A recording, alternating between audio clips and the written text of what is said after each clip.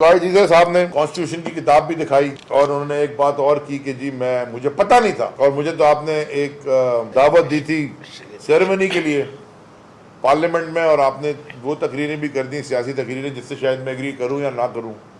देखें, बड़ी आजिज़ाना मेरी आपसे दरख्वास्त है कि पाकिस्तान के अगले चीफ जस्टिस की जो तस्वीर आई टीवी के ऊपर, जो इमेजेस आई, जिनके राइट और लेफ्ट पे वो लोग बैठे थे जो पाकिस्तान की सियासत में, मुझे ये कहने दें, पाकिस्तान की सियासत का सबसे बड़ा कैंसर है आसिफ जरदारी।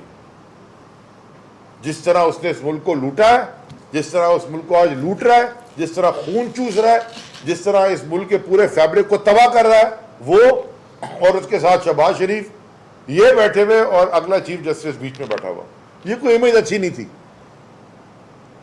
और मुझे समझ में ये भी नहीं आई कि आप अगर तकरीरें हो रही थी तो मैं समझता था शायद कि आप उठते और आप कहते कि जी मैं इसके लिए नहीं आया था, अगर आप चले जाते आपकी इज्जत में 2 तिगनी 100 इजाफा होता।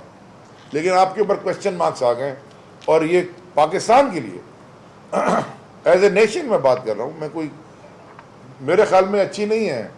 कोई अच्छी बात नहीं है कि हमारे इदारों के ऊपर अवाम इस तरह की उंगलियां उठाए, क्वेश्चन करे।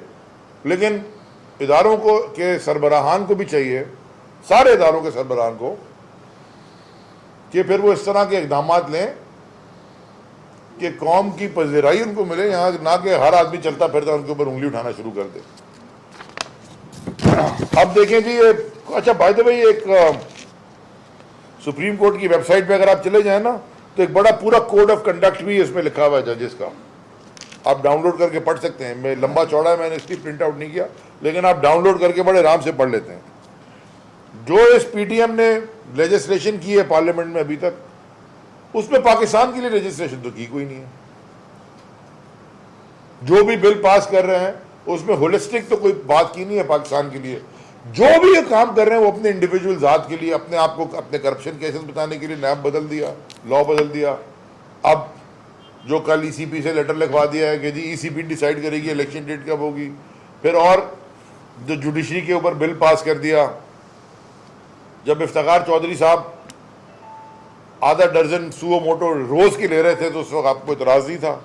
बंदियाल साहब ने तो मेरे ख्याल में 2-3 लिए हैं, उसमें 2-3 के ऊपर ही आपने वो भी आप बिल पास कराने चले गए। तो ये सारी जो चीज़ें आप कर रहे हैं वो सिर्फ अपनी मफाद के लिए कर रहे हैं, कोई इसमें कौम के लिए कोई क्रेडिबिलिटी, लेजिस्लेशन के अंदर कोई ट्रांसपेरेंसी के कौम का फ़ायदा हो, अभी तक नज़र नहीं आई। अच्छा, मैं ये भी बताना चाहता हूँ आपको कि ये जो उन्होंने कल भेजा है बिल, फाइनेंस मिनिस्ट्री फाइनेंस ने जो इलेक्शन के लिए, ये भी गैर आईनी है, ये भी इलीगल काम है। इस पे भी आइन बड़ा क्लियर है इलेक्शन के उसके ऊपर। ये तो सीधा सीधा एक सप्लीमेंट्री ग्रांट होती है, और हम भी 3.5 साल वजीर हैं। एक ईसीसी में समरी आती है, सप्लीमेंट्री ग्रांट अप्रूव होती है और ख़त्म, वो प्रॉब्लम ही नहीं है। ये ड्रामा नचा रहे हैं जी, उधर से उधर भेज रहे हैं बिल, उधर से उधर भेज रहे हैं। आपको नजर आ रहा है इलेक्शन से भाग रहे हैं, और क्यों भाग रहे हैं ये भी आपको पता है। जब से ये रिजीम चेंज हुई है, एक क्राइसिस के बाद दूसरा क्राइसिस आता गया पाकिस्तान में। मईशत का हाल आपको पता है। एक ऐलान में आपको और आज कर दूं कि अफ्रीका के 2 ममालिक, मैं भी आपको नाम भी बताता हूं, मैंने जो लिखे थे, 2 ममालिक अफ्रीका के,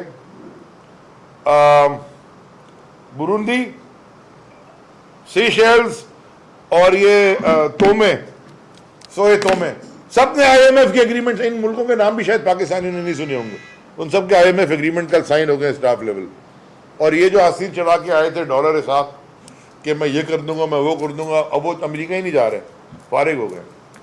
और आखिरी जो मैं बात आपसे करना चाहता हूँ बड़ी इंपॉर्टेंट है, ये जो उन्होंने सेम डे इलेक्शन की डिमांड रखी है जी, सेम डे इलेक्शन। तो फिर एक काम करें, Sindh assembly, national assembly, Balochistan assembly, आप तीनों डिसॉल्व करें ना, डिसॉल्व करें, क्योंकि 16 तारीख से आगे तो इलेक्शन जा नहीं सकता किसी भी तरीके से। या आप सारी डिसॉल्व कर दें, ये आप में हिम्मत नहीं करने की।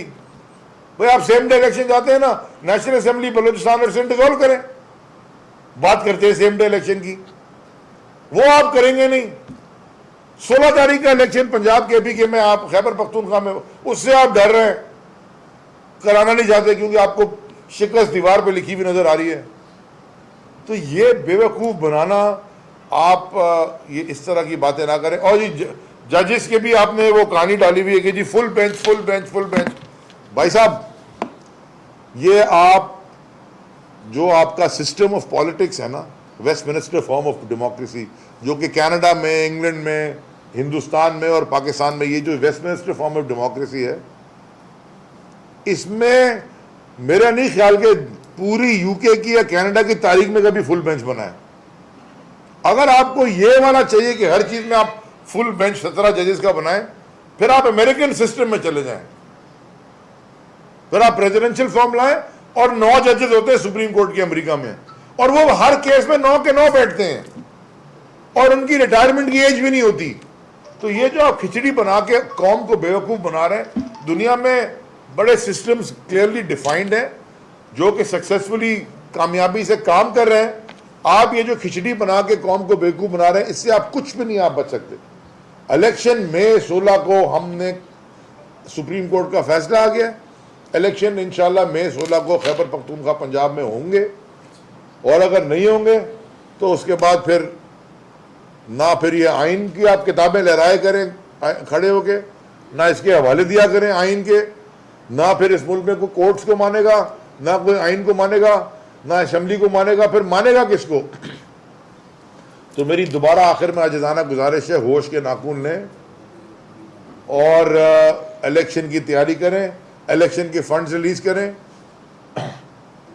और अगर सारे दिन कराने तो नेशनल असेंबली और सिंध और बलूचिस्तान भी डिसॉल्व करें।